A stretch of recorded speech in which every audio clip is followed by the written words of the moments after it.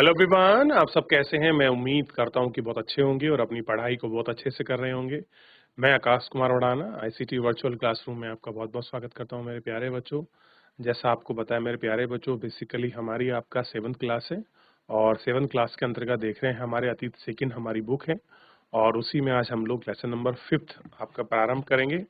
Clear है? और इसी लेसन नंबर 5th के अंतर्गत हम लोग जनजाति खाना बदोश और एक जगह बसे हुए साम्राज्य के बारे में हम लोग पढ़ेंगे। क्लियर है? तो पिछले चैप्टर में हमने आपका दिल्ली सल्तनत के बारे में पढ़ा था। उसमें हमने पांचों जो उस समय के जो आपके सुल्तान आए थे, जो उनके वंश थे, उनके बारे में हमने पढ़ा।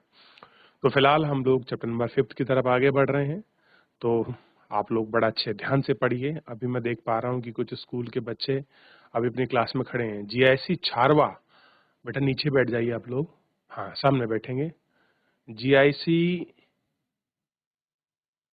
असद सिमली, ठीक है, बैठ जाइए बेटा। और सभी बच्चों, मैं पार्टिकुलर नाम नहीं लूंगा, सभी बच्चे बैठ जाइए। क्लास प्रारंभ हो चुकी है। चलिए हम चलते हैं डिजिटल बोर्ड पर। तो चैप्टर नंबर 5th, जनजातियां खाना बदोश और एक जगह बसे हुए समुदाय। देखिए, इसमें 3 शब्दों का बड़ा महत्व है। पहला शब्द आया है जनजाति। आखिर में आपका ट्राइबल होते कौन है? आप किनको जनजाति मानते हैं? फिर उसके बाद खाना बदोश कौन है? खाना बदोश यानी कि जो खाने की तलाश में एक स्थान से दूसरे स्थान पर जाते हैं। और तीसरा है एक जगह बसे हुए समुदाय, जो परमानेंटली किसी एक स्थान पर रह रहे हैं, बस रहे हैं, उन लोगों के बारे में हम लोग बात कर रहे हैं। तो आइए इन सबको देखते हैं। कितने लोग जानते हैं जो आपकी जनजातियों के बारे में? आप पढ़ेंगे, जानेंगे तो आपको समझ आएगा। फिर आगे बढ़ते चलेंगे।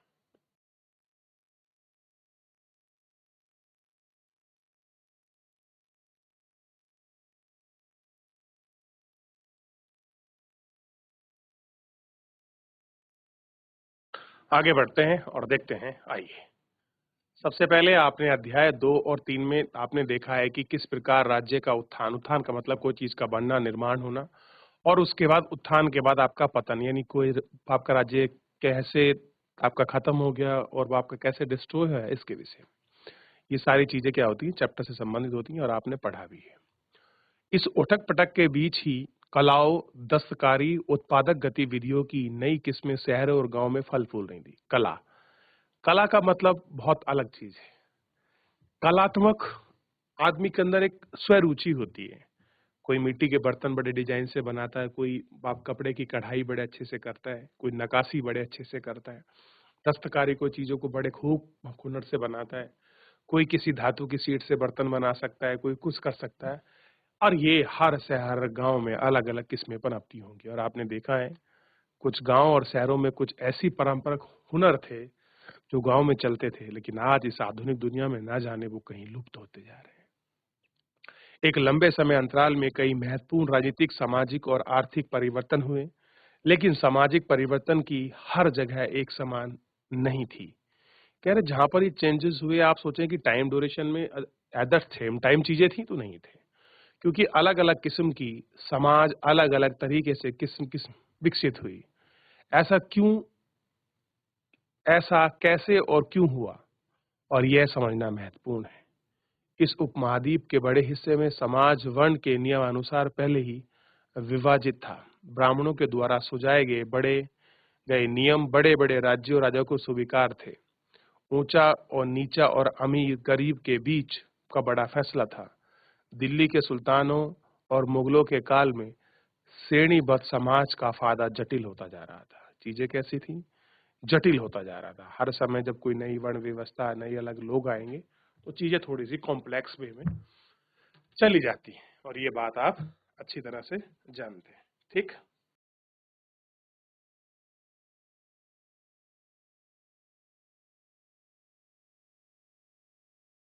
चलिए आगे बढ़े। आप देखिए, बड़े शहरों से परे जनजातीय समाज। अलवत्ता, अलवत्ता जैसे कोई कहावत होती है ना, अरे ऐसा नहीं। अलवत्ता जो है एक प्रकार की टैगलाइन, कहावत किसी के आम बोलचाल के रूप में यूज करते हैं। अलवत्ता, दूसरे की तरह ही समाज में भी उस तरह समय मौजूद उपमहाद्वीप में कई आपके ब्राह्मणों द्वारा सुझाए गए सामाजिक नियमों और जो है कर्म कांडों से नहीं मिलते थे, और ना ही वे असमान वर्गों में विभाजित थे। अक्सर ऐसे समाज को जनजातीय कहा जाता था, यानी ना तो उनके नियम हमसे मिलते थे, ना उनके कर्म कांड, ना उनके तौर तरीके, और वो असमान वर्ग में विभाजित थे। दूसरी बात, वो जंगलों में रहते थे, उनका मूल सोर्स जंगल से आने वाली चीजों के उत्पाद पर ही डिपेंडेंट था। तो अक्सर उन्हें क्या कहा गया? जनजातियां। प्रत्येक जनजाति के सदस्य नातेदार के संबंध से जुड़े होते थे। कई जनजातियां खेती से अपना आजीविका, कुछ लोग एग्रीकल्चर भी करते थे। जीविका उपजनो यानी कि उनके जीवन जीने के लिए एग्रीकल्चर थी। और कुछ जनजातियां दूसरे लोगों को शिकार, संग्रहक, पशुपालक थे। कुछ भोजन का पर अब देखिए, कुछ लोग तो क्या कर रहे हैं? शिकार कर रहे हैं, कुछ लोग पशु पाल रहे हैं, कुछ लोग खेती कर रहे हैं, कुछ लोग संग्रह यानी कि चीजों को भाई इकट्ठा करके कंद-मूंद, फल, मीट इत्यादि से अपना जीवन गुजारा कर रहे हैं। तो हर सब मतलब अलग-अलग रूप में उनका बटा हुआ है, उसी तरह से जीवन कर रहे हैं। प्राय वे अपने निवास स्थान के प्राकृतिक संसाधनों का पूरा इस्तेमाल करने के लिए गतिविधियों का मिला-जुला रूप अपनाते हैं। कुछ जनजातियां खानाबदोश थीं और वे एक जगह से दूसरी जगह घूमती रहती थीं। जनजातीय समूह संयुक्त रूप से भूमि और चारागाहों पर नियंत्रण रखते थे और अपने खुद के बनाए गए नियम और आधारों पर परिवारों के बीच इनका बंटवारा करते थे कि क्या नियम है, किस तरीके से हैं, और खुद उसी नियमों के आधार पर वहाँ चीजों का बंटवारा चलता था, ठीक है, और मिली-जुली चीजों को अपनाते थे। और जनजातीय समूह शांति रूप से नियंत्रण था, यानी कि एक प्रकार का कम्युनिटी बेस उनका होल्डिंग कैपेसिटी थी। तो कैसे थे? कम्युनिटी बेस्ड थे।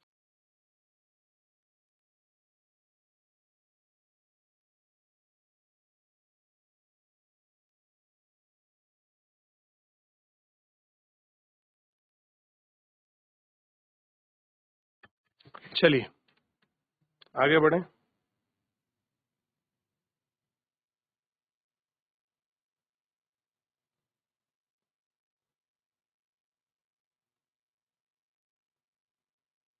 आगे बढ़ते हैं।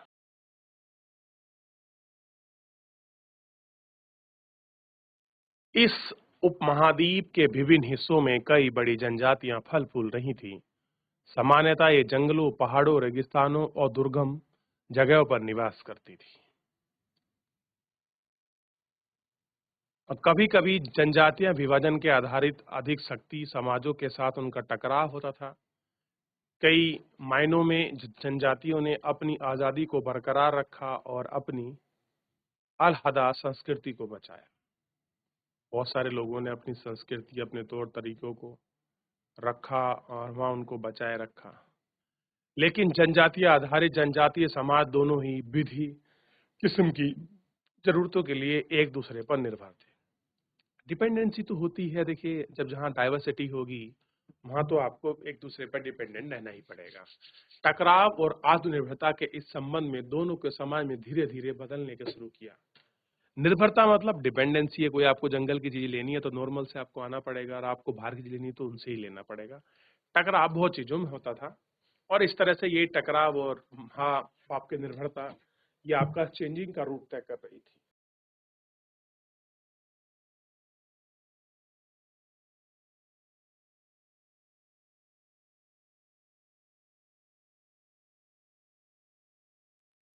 हो गया। चलिए, अब है जनजातीय लोग। जनजातीय लोग कौन थे? अब बात वही आई ना कि आप किसको कहेंगे भैया, ये लोग आपके जनजातीय थे, कहाँ के जनजाति थे, कैसे थे, कहाँ रह रहे थे, इनके विषय में अगर हम बात करें। देखिए, समकालीन इतिहासकार और मुसाफिरों ने जनजातियों के बारे में बहुत कम जानकारी दी है।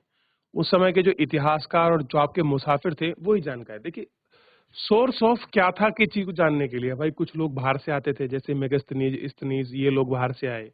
इन लोगों ने अपनी बुकें लिखी, यात्रा वृत्तांत लिखा, वहां उनमें देश की जानकारी मिली, तो आधार पर स्टडी करते हैं। या फिर उस समय के जो आपके इतिहासकार थे, उन लोगों ने जिन जिन पहलुओं की रचना की, हम उन्हीं के बेस पर चीजें बताते हैं। ऐसा ना कि हम सब कुछ जैसे अपना स्वाभाविक आपका ज्ञान हो गया, नहीं, हमको सोर्स ऑफ एविडेंस के बेसिस पर तो हम चीजों को तय करते हैं। कि आखिर में जो आपके मुसाफिर थे, जो यात्रा भारत के लिए यात्रा करने आए थे,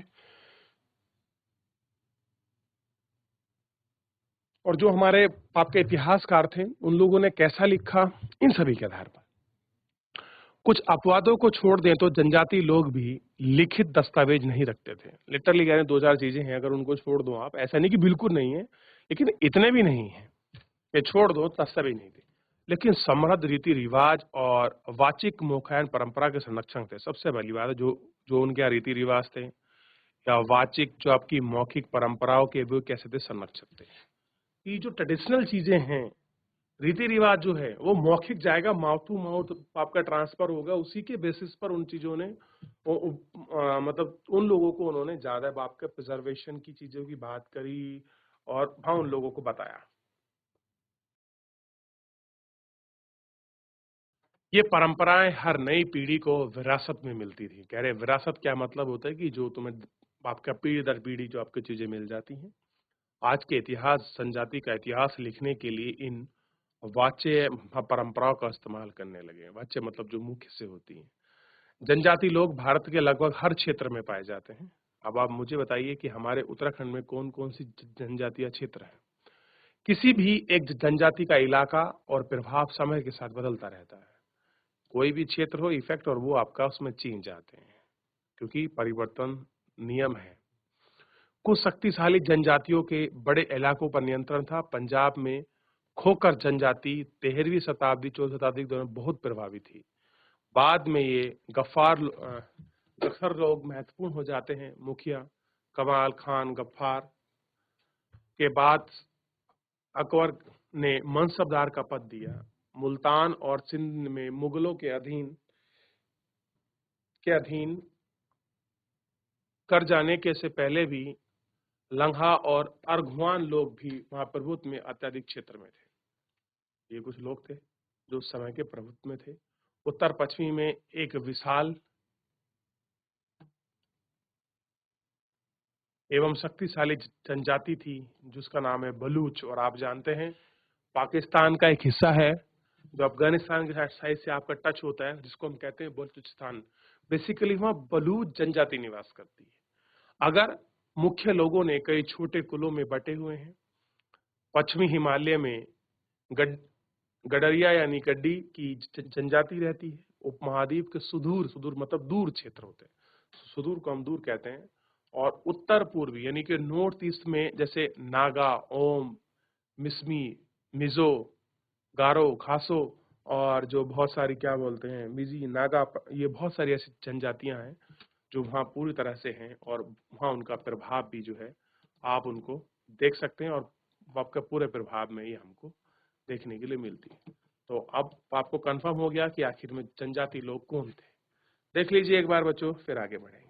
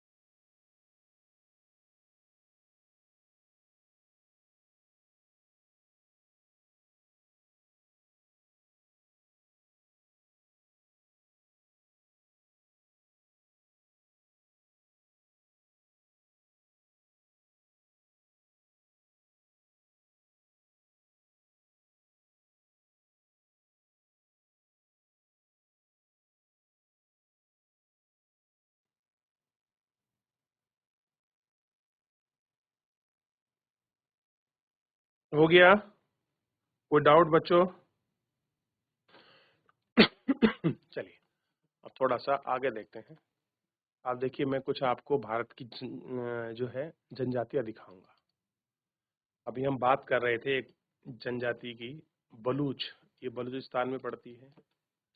पोखर बेसिकली जाट है, ये लांघा, अरघून, ठीक है, भील, कोली, जटवासा, भील, कोली, ये गोंडवा रीजन है, गोंड, वैसा, खोंड, चेर, औकोन, मुंडा, संथाल, कोच, ओहम, खांसी, नागा, ओहम, ठीक है, और वेतर, मारवाड़, बदागश, ये सारी वो ऐसी जनजातियां हैं जो उस समय आपका निवास करती थी और आप उनको अच्छे से देख रहे हैं।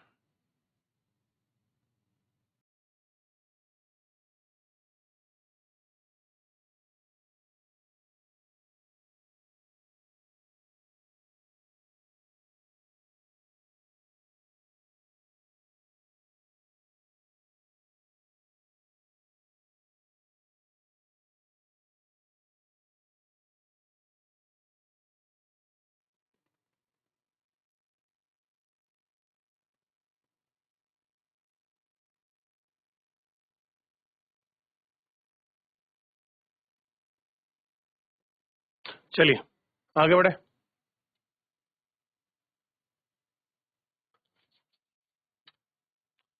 यहाँ तक कोई डाउट है आपका? कोई क्वेरी पीछे आपको कुछ पूछना है?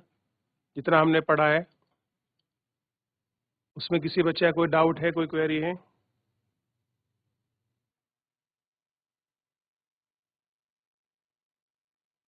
तो कला परंपरा, आपकी कला परंपरा उत्थान, तो जनजातियों के बारे में कुछ छोटी सी जानकारी और विश्लेषण के माध्यम से हमने सीखने और समझने का प्रयास किया है, ताकि हम सीख पाएं कि किस तरह से जनजातीय परंपरा और चीजें चलती हैं और किस तरह से उनकी बॉन्डिंग और आपकी संरचनाएं हैं। इन सभी को हमने देखने का और समझने का जो है प्रयास किया है। आप देख सकते हैं जनजातीय कुछ आपकी चित्रकलाएं भी आपको मिलेंगी। देखिए जनजातीय समाज बड़ा यूनिक है, उनका पहनावा, उनकी संस्कृति, उनका खान पान, उनका रहन सहन, उनकी भाषा, उनकी बोली, उनका संरक्षण, ठीक है, ये सब चीजें अद्भुत है। क्लियर है? और आप कभी मौका मिले थे आप गोंड को देखिए, भोटियाओं को देखिए, आपको अलग लगेगा। क्लियर है? राजी मिलती है, आप उनको देखिए। क्लियर है? गुजर बकरवाल हैं जो लोग शिफ्टिंग करते हैं, आप उनका जीवन देखिए। मतलब तकनीकी से तो बहुत ही दूर हैं। हालांकि आज की तारीख में वो लोग मोबाइल का प्रयोग कर रहे हैं, लेकिन जिस तरह से हम तकनीकी का यूज कर रहे हैं वो उनके लिए आज भी शायद एक सपना हो या कोई उनके दिमाग में ऐसी कोई पिक्चर भी ना हो। चलिए हम चलते हैं सीधा मेन स्क्रीन पर। तो मेरे प्यारे बच्चों, फिलहाल आज हम सब लोगों ने भाई तरह मिलकर चैप्टर को जानना, पढ़ने का प्रयास किया। मैं आप लोगों से ये उम्मीद रखता हूँ कि कल मेरे प्यारे सभी बच्चे चैप्टर का रिवीजन करके आएंगे और कुछ डाउट होगा तो कल हम लोग नेक्स्ट लेक्चर में ले लेंगे। फिलहाल आज के लिए इतना ही। धन्यवाद।